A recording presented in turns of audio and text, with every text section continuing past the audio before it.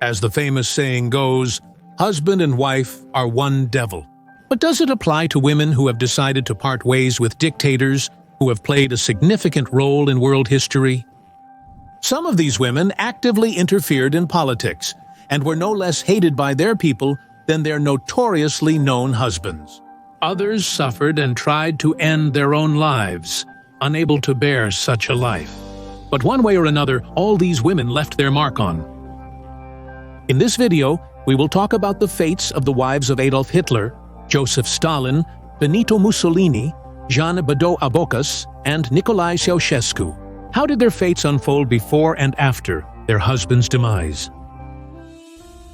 Ekaterina Nadezhda. Let's start with the African continent, specifically with the Central African Republic, a former French colony that gained independence in 1960. For many decades now, the richest source of diamonds and gold, located on the territory of this state, has become the cause of fierce armed conflicts, outbreaks of violence, and state coups. But the most barbaric time in history came during the reign of Jean-Bédel Bokassa. On the night of January 1st, 1966, Bokassa and his followers seized power.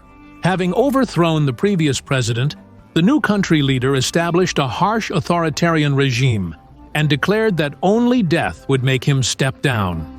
Bokassa's bloody rule lasted for 14 years and was marked by regular arrests of dissenters and brutal tortures with elements of cannibalism, in which the president personally participated. One of his most brutal actions was the murder of 100 school children who protested against wearing overly expensive uniforms. Bokassa had a whole harem of 18 wives who bore him about 100 heirs. The president forcibly took his future brides from their parents' homes, and the most disobedient of them were sent to jail until the day of the wedding. Some of the dictator's wives tried to end their lives, managed to escape from the palace. However, their attempts were not successful. But in this harem, Ekaterina Nadezhda, the main wife, who was called Maman Kati by the Central Africans, attracted special attention. Bokassa clearly singled her out among the other women, lavishing her with luxurious gifts and inviting her to state receptions. Interestingly, Bokassa's military idol was Napoleon Bonaparte, and he strove to emulate him in every way. Bokassa could not resist the allure of the Napoleonic Empire, and so he decided to make himself emperor of his own empire. The coronation took place on December 4th, 1977, and cost the country $20 million, a third of its annual budget. It was primarily an exact copy of Napoleon's coronation. A carriage, upholstered in velvet and gilded with gold, drawn by 8 white horses. 120 musicians played the fanfare, 10 maidens carried the train of Catherine's dress, which was sewn in the fashion of Napoleon's time. And Bokassa himself, despite the African heat, was wrapped in a red cloak, lined with mountain goat fur and diamond-studded slippers, subsequently entered into the Guinness Book of Records. The crown, worth $5 million, the scepter, and the orb were exact replicas of those once used in France. Just like Bonaparte, the newly crowned emperor himself placed the crown on his head, and henceforth was known as Emperor Bokassa. Ekaterina Nadezhda quickly got used to bloody diamonds, designer dresses, and increased public attention. But that didn't stop her from betraying her husband twice, changing him for other men. This first happened in July of 1973. After the dictator found out that Ekaterina had secretly and repeatedly visited the house of a close friend. He called his rival to him and beat him with unbelievable cruelty. The lover died on the spot, and everything went out of Ekaterina's hands. Her next lover became the French president Valéry Giscard d'Estaing. Perhaps that's why, after the French army forcibly overthrew the Tsar, Bokassa had to flee, and Ekaterina managed to settle in a luxurious castle near Paris. Napoleon's plans ironically backfired on the dictator.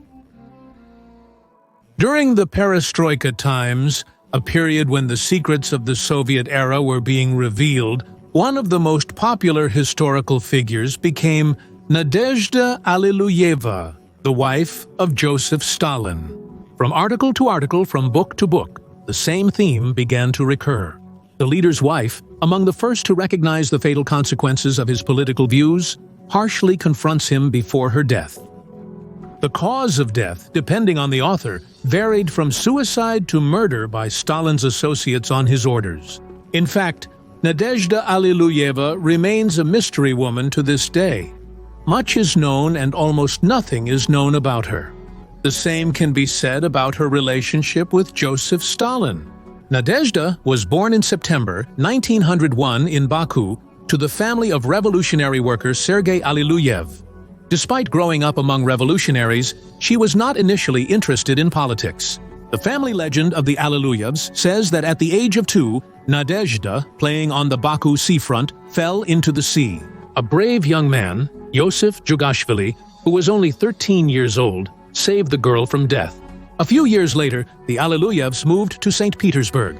Nadezhda grew up to be a temperamental and determined young woman. She was 16 when Joseph Stalin, who had returned from his exile in Siberia, appeared in their home. The young girl, who had no memory of the past, fell in love with the revolutionary who was 12 years her senior. Stalin had not only years of revolutionary struggle behind him, but also his first marriage to Ekaterina Svanidze, which was short-lived. His wife died, leaving him with a 6-month-old son, Yakov. Stalin's relatives raised his heir, as the father himself, burdened by the revolution, did not have time for this. The memories of contemporaries testify that there was indeed love and strong feelings in this marriage. And in addition, there was a conflict of two characters. The fears of Nadezhda's father came true. Burdened with work, Stalin wanted to see a person next to him who would take care of the family hearth. Nadezhda, however, aspired to self-realization, and the role of a housewife did not suit her. She worked in the Narcomat on Nationalities Affairs in Lenin's secretariat, collaborated in the editorial office of the Revolution and Culture Journal, and in the Pravda newspaper. Speaking of jealousy, Nadezhda, in love with her husband, never gave Yosef a reason to suspect her of anything untoward. However, she herself was quite jealous of her spouse. There is confirmation of this in the preserved correspondence of a later time. Here, for example, is an excerpt from one of the letters that Nadezhda sent to her husband, who was vacationing in Sochi. "There's no news from you. Probably the trip to Perepelov has captivated you, or just too lazy to write? I heard from a young, interesting woman that you look magnificent." "I'm living not bad, expecting the best," answered Stalin. "Are you hinting at some of my trips? I report that I have not gone anywhere and do not intend to go. I aim very high, a lot of cap. Yours, Joseph."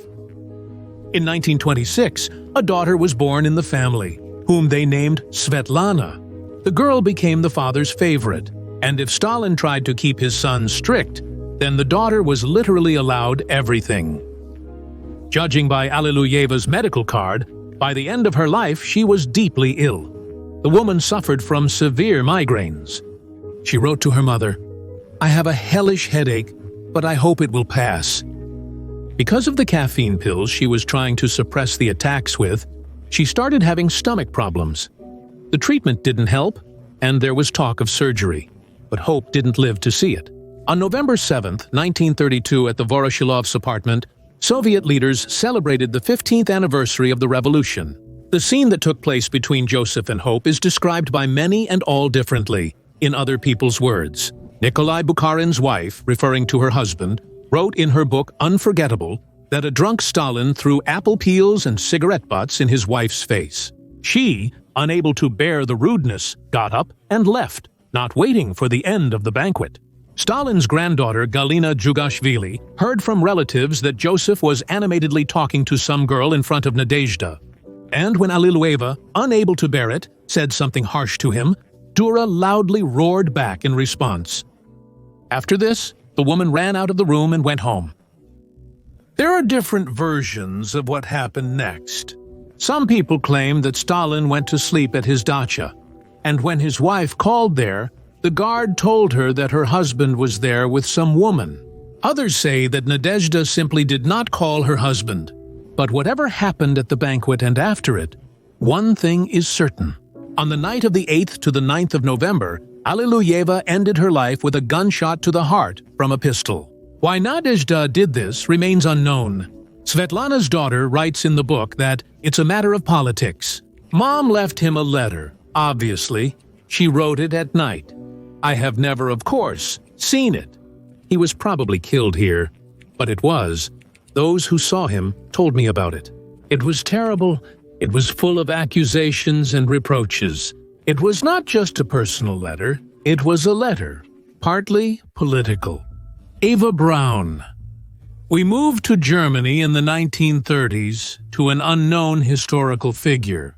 Despite the fact that the Führer painstakingly tried to transliterate to society the image of a man married in his country, there was a beloved woman in his life, the existence of which most contemporaries did not even guess. He met Eva in 1929.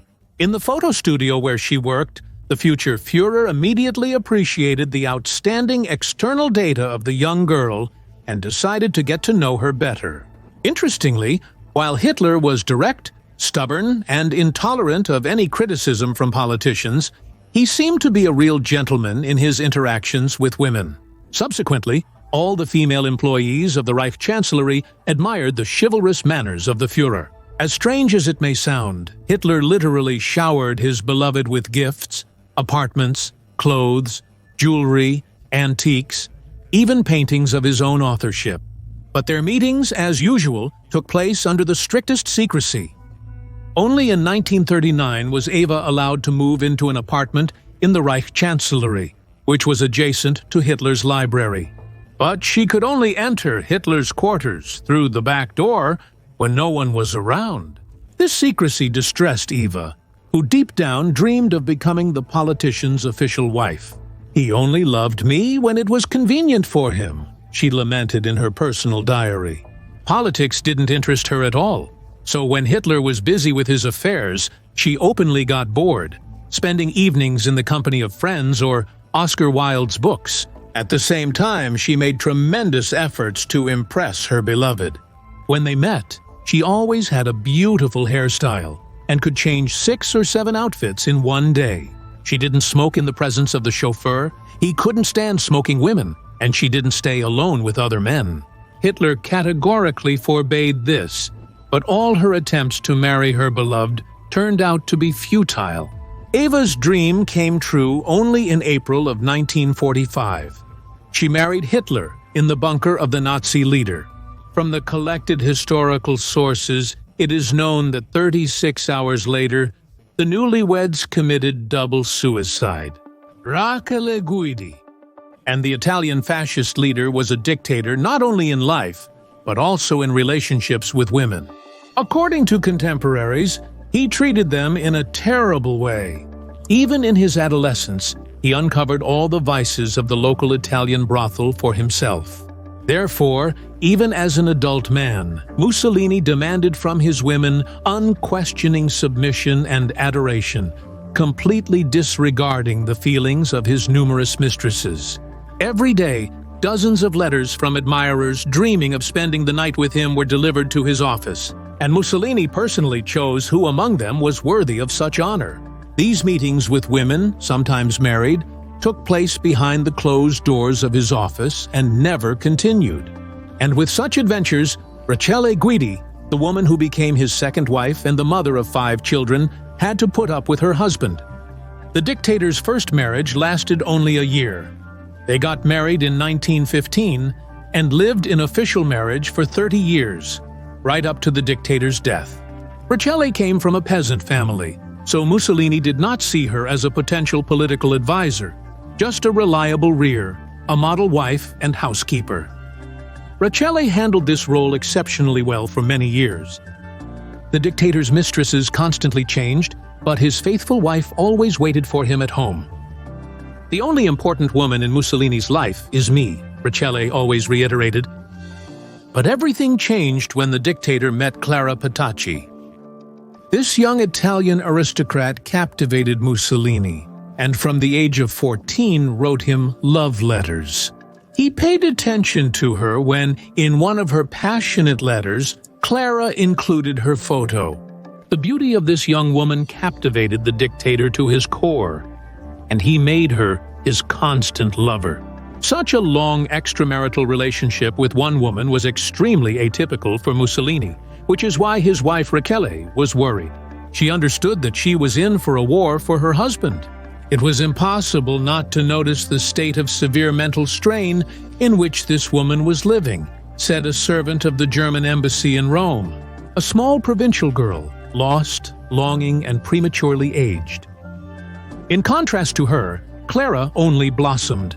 Energetic and bold, she understood the influence she had on the aging dictator and fully exploited it. In April of 1945, Rachele saw her husband for the last time. After this, Mussolini fled with his mistress to Switzerland, where after 2 weeks they were captured by Italian partisans and returned to their homeland. Their execution was brutal, and the dead bodies of the lovers were hung on a fuel truck in Piazzale Loreto in Milan. Rachele outlived her husband by 34 years. She took care of preserving his legacy, raised the children, and ran a restaurant. Elena Ceaușescu, the wife of the Romanian dictator Ceaușescu, who was called the Bloody Empress, was born into a Christian family in Wallachia. She never excelled academically, so with great difficulty she finished a few grades of rural school and started working. First as a laboratory assistant, then as a weaver at a factory. She could have left no mark on world history if she hadn't met a young pickpocket, just released from prison, named Nicolae Ceaușescu in 1939. A romantic relationship developed between them, and they soon got married. From the very beginning of Nicolae's rise in the political and career ladder, Elena supported him, exerting significant influence on the country's life. The trip to China and North Korea made an indelible impression on the spouses. In the early 1970s, Nicolae came to the fore, watching as the socialist people bowed to their leader. Upon returning home, he began to instill a cult of personality in Romania. Journalists were ordered to glorify him, inventing ever-new epithets to denote his greatness, such as the treasure of wisdom, the source of our light, the Danube of wisdom, and so on. He confidently addressed the public, undeterred by the fact that all the applause was staged. The receptions and celebrations organized in his honor could have made even a queen envious, once wrote a British publication. Elena never left her husband's side. For starters, she, a former lab assistant at a chemical plant, convinced Nicolae to appoint her as the head of the National Institute of Chemical Research. Then she achieved recognition as a beacon of science and was placed at the head of the Romanian Academy of Sciences. But even that was not enough to satisfy the insatiable ambitions of Elena. In 1980, she became the country's first vice premier and, in essence, the second person in the state. And later, it was she who took the most active part in the genocide of 60,000 people and the undermining of the country's national economy. Nicolae and Elena introduced barbaric laws that severely hit the quality of life of the Romanians. For example, at a certain point, the dictator and his wife decided that their citizens were eating too much, and for the sake of economy, their ration should be reduced by 10 to 15%. In addition to this, only one lamp was allowed in one apartment. They also ordered all social institutions to reduce electricity consumption. Because of this, in the winter of 1983, dozens of newborns died directly in hospital incubators. But to the dismay of the public, Nicolae and Elena had absolutely no intention of applying the austerity regime to themselves. On the contrary, they lived in a real palace, the interior of which was decorated in the style of Louis XIV and XV. In this magnificent mansion, there were bathrooms with gold taps, wine cellars, swimming pools, a cinema, and even an orangery with exotic plants. In addition to this, in the year 1984, Nicolae Ceaușescu began the construction of the Marble Palace of the People, a new building of the Romanian government. For this purpose, 1/5 of the historical buildings in Bucharest were demolished, and about 3 billion rubles were allocated for the construction. The dissatisfaction of the citizens reached its peak in December of 1989, When the government brutally suppressed an anti-communist rally, Nikolai and Elena lost the support of the ministers and fell into the hands of the opposition. They were tried by a military tribunal. It was a genocide. The prosecutor concluded 30 minutes after the trial began. You starved people to death. You tortured them, depriving them of warmth and light. But the most terrible crime was that you extinguished the soul of the people. On December 25th, the dictator and his wife were executed. By the way, if you're interested in a separate video about the rule of this crazy couple, let me know in the comments. That's all for today. Write which story about the wives of dictators you found most interesting. See you in new videos on our channel.